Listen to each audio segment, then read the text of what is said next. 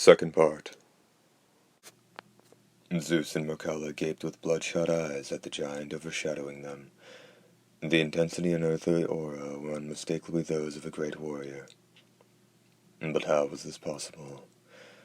They had just witnessed his end via holographic projection. Pity that time for recreation is so fleeting. That voice, Greylancer was alive. His resurrection roused many questions. To begin with, how had he managed it? Greylancer raised his left hand. The image of the burned ruins of the Greylancer mansion floated in the air. Greylancer rested a hand on the top edge of the image, and then shifted it down, revealing another image underneath. There stood the mansion in its unblemished splendor. A live image, said Greylancer. To anyone else, including the surveillance satellites, the mansion would appear to be in ruins. The police unit, Zeus groaned, a hint of curiosity in his anguish. Did they not fire their missiles? That they did, into uninhabited territory. The unit erred in their target and was none the wiser for it. Zeus and Merkala, their mouths agape, could not speak. My residence remains where it has always stood, though it will appear to lie in ruins to anyone laying eyes on it. How? Asked Merkala. How were you able to set foot into my residence, Lord Greylancer? Her slender frame convulsed beneath the weight of Zeus's body. I suspected your involvement when I was stricken immobile inside the catacombs at Mayerling Castle. Aside from Mayerling's aides, the only one I'd notified of my whereabouts was you. And another. The scent that bound me was similar to your own.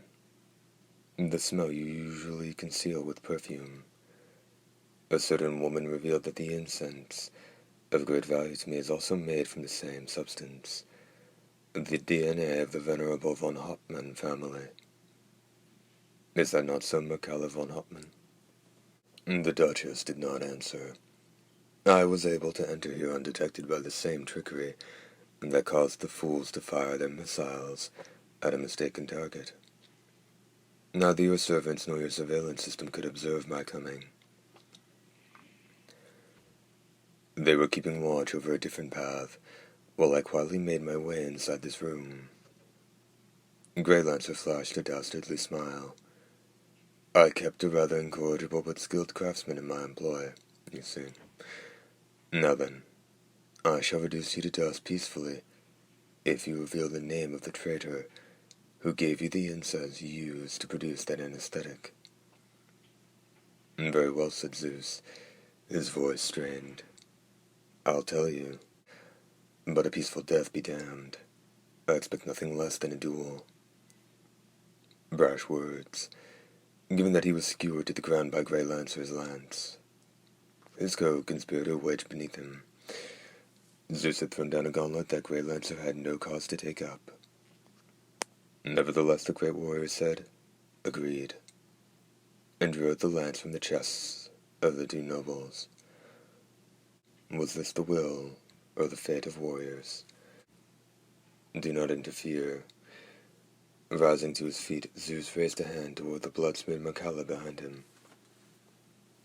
A long black whip uncoiled like a serpent and cracked against the ground, sparks flying in every direction. Zeus must have kept it hidden, wrapped around his torso. Another crack, and the whip was joined by another. When Zeus revealed a third whip, Greylancer thrust his lance. This was no prod to provoke the enemy, but a full-bodied finishing blow. One whip wound its lash around the lance, before the tip could reach its target. Greylancer thrust the lance again. This time the whip unraveled and flew out of the handler's hand. The force of the blow sent Zeus flying backward. Zeus groaned where he landed. Twisted the haft, did you? Although he'd been deprived of one whip, the lashes gripped in his hand now numbered 5. that you can knock me back so easily. You are a formidable warrior. Then how about this? Another whip shot out. What appeared to be a spearhead glanced off Greylancer's lance. His hand stung. The whip was barbed with steel. What it lacks in power, it makes up for in dexterity. The whip circled over Zeus's head and attacked Greylancer again. The greater noble repelled the spearhead again, but the supple spear wrapped its tail around the lance like a serpent and tried still to plunge into his heart. The whip, no, the snake, will not stop no matter how many times I turn it back. How do I kill it? Attack! Zeus shouted and unleashed the 5 snake whips at the greater noble. A flash of steel streaked through the air in a straight line. The whips raveled around the lance and threatened to sliver up the haft. Zeus gawked in disbelief. The whips had stopped. You will not have them back, said Greylancer, unless my lance tires of them. With the whips fastened tightly around the haft, Greylancer raised the lance over his head and swung it around. Just once. The 5 whips twisted around, went slack, and were flung off in the blink of an eye. Damn you! Zeus jumped back as Greylancer thrust his lance once again toward the traitorous noble's chest. Suddenly, a pale white figure caught the blade in her bare hands. What skill is this? Muttered Greylancer, furrowing his brow. The Duchess, who'd intercepted the deadly attack, let slip a sorrowful smile. Do not interfere, Macalla, barked Zeus. This was a battle between noble men. Forgive me, Zeus. The woman's voice was barely audible and strained with tension.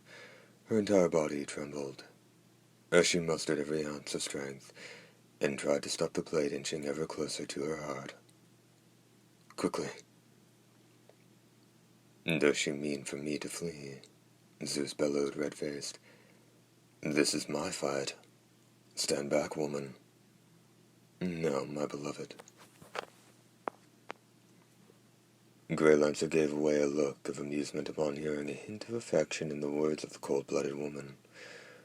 She was prepared to die for the man she loved.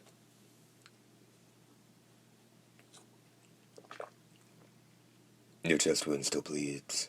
It will not heal with attention. Quickly, you must escape. I will hold Lord Greylancer here. Greylancer recognized the meaning behind her words. If the lance pierced his chest, blood would be spilled. The scent of her blood would likely render Greylancer paralyzed. You dare allow a woman to secure your escape? Zeus's face flushed. He put a hand on Mercalla's shoulder and seethed. Back, I say. I will not. Greylancer had expected Zeus to push Mercalla outside. But then what? What transpired next confounded his expectations. Letting go of the lance, Mercalla lunged forward. Greylancer retracted his lance, but not before the blade pierced the woman's heart. So unexpected was this outcome that Greylancer stood transfixed. The blood gushed from Mercalla's wound. Dark pools of blood sprayed the left side of his face. Greylancer pressed a hand against his cheek. Black smoke swirled up from between his fingers, as the infernal pain shook his entire being. Those burns shall never disappear from your face, gasped Mercalla.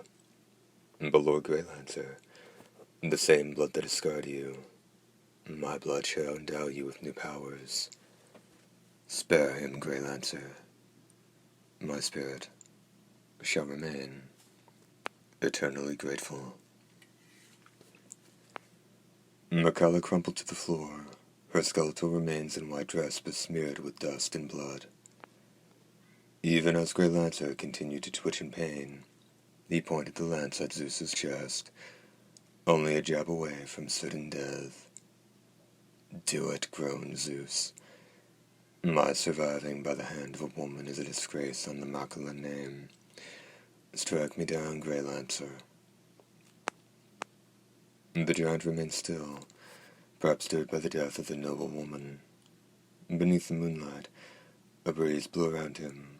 Strands of smoke rose up from between his fingers and drifted away into the distance. Zeus seized the lance tip with both hands and drew himself to his feet, aiming the blade at his chest. He lunged forward, plunging the lance into his heart, just as Mechala had. The blood-smeared tip pierced clear through his back. Greylancer muttered, like husband, like wife.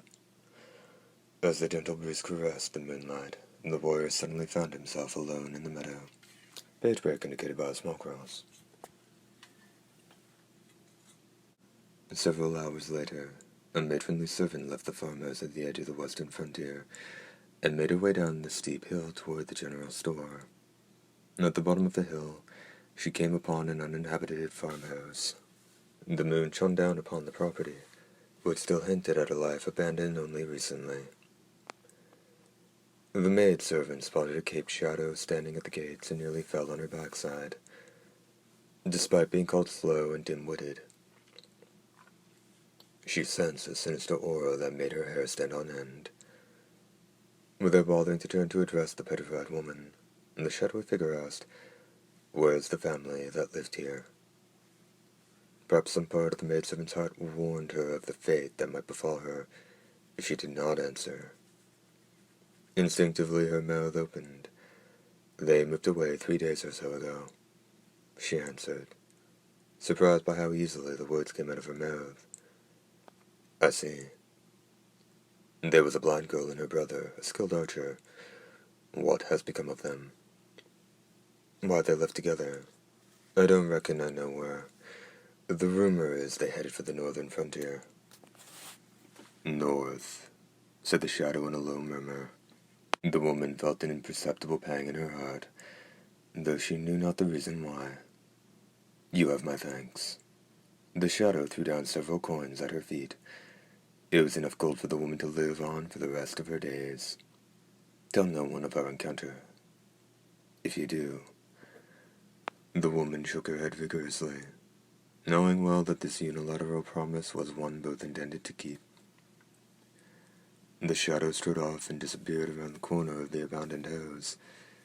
The rattle of a wagon echoed and soon faded into the night, page break indicated by a small cross. When the woman returned home, the other maidservants of the house took one look at her blanched face and asked what had happened. "Why, you're as pale as death. Darn if you don't look half noble." "I'm all right," said the woman to the others gathered around her and hid beneath the tattered bed covers. Her body glistened with sweat, and she shivered as if stricken by malarial fever. Yet in her heart she felt terribly at peace. At least tonight. She felt strangely comforted that she had encountered someone lonelier than she. Second part, end.